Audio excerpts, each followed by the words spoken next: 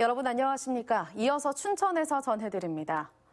오늘 영월에서 해외 입국 환자 1명이 추가돼 도내에서 닷새 연속 환자가 나오고 있습니다. 강원도에 따르면 지난 18일 방글라데시에서 입국한 의정부 거주민이 영월에서 확진 판정을 받아 지난 16일부터 오늘까지 환자 10명이 추가됐습니다. 특히 홍천은 수도권 확진자 방문 이후 접촉자를 중심으로 전파가 이뤄졌고 강릉에서는 확진자와 같은 시간대에 호프집을 방문한 접촉자가 감염되기도 했습니다. 방역당국은 거리두기 완화로 다중이용시설에서의 감염 위험이 더 커졌다며 방역수칙을 지켜달라고 당부했습니다. 오늘 강원도에 대한 국회 행정안전위원회 국정감사에서 레고랜드 사업에 대해 집중 질의가 이어졌습니다. 국민의힘 박완수 의원은 강원도의 투자 비용은 많은 반면 수익은 적고 당초 협약에 비해 임대 수익률도 10분의 1로 줄었다고 지적했습니다.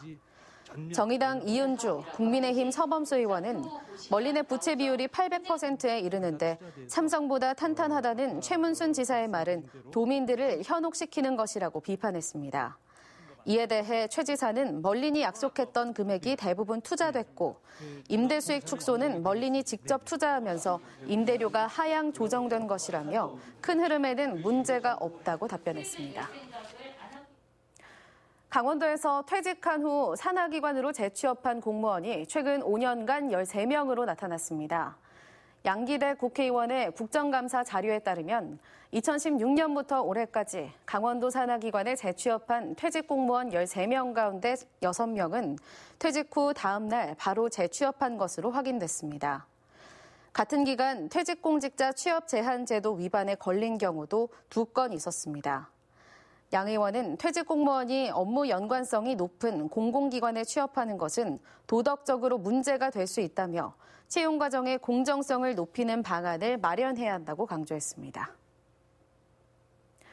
경영 파탄이라는 비판에 직면한 춘천시민버스 대표가 코로나19로 인해 운송 수입이 급감한 것뿐이라며 경영상에는 문제가 없다고 밝혔습니다. 김건식 춘천시민버스 대표는 올해 2월부터 승객이 크게 줄어 지난해보다 운행 수입 50억 원 감소가 예상돼 춘천시에서 보조금을 추가 지원받는 것이라고 설명했습니다. 또 녹색시민협동조합이 포기한 주식에 대해 개인 차원에서 주식을 인수해 공영제가 될 때까지 보유할 의사가 있고 전기버스 도입과 인원 감축 등으로 점차 비용 절감을 진행 중이라고 밝혔습니다.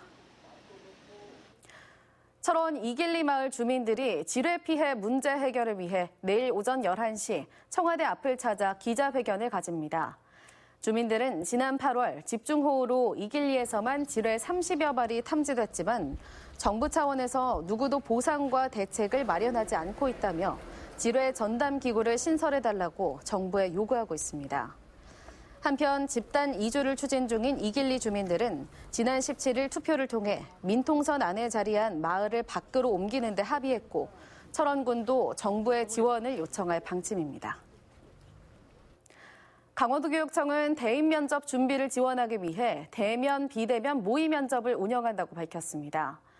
도교육청은 코로나19로 대학들이 기존 대면 면접 이외에 현장 녹화, 화상 면접, 영상 업로드 등의 방식을 도입함에 따라 오는 27일부터 12월 19일까지 상황별 모의 면접을 지원할 계획입니다. 이를 위해 오는 22일까지 학교별로 신청을 받아 대입 지원관 프로그램을 운영합니다. 오는 31일에는 선착순 156명을 모집해 비대면 공통 일반형 모의 면접을 진행합니다.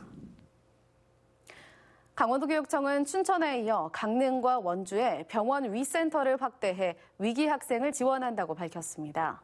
학생 정서와 행동의 건강한 성장을 지원하기 위한 병원 위센터는 지난해 11월 강원대병원을 시작으로 올해 7월 강릉 율곡병원, 10월 원주 세브란스 기독병원에서 운영하고 있습니다. 이를 통해 올해 개인과 집단 상담 401건을 실시해 자해 시도와 정신질환 고위험군, 학업 중단 등 위기 학생을 지원했습니다. 지금까지 춘천에서 전해드렸습니다.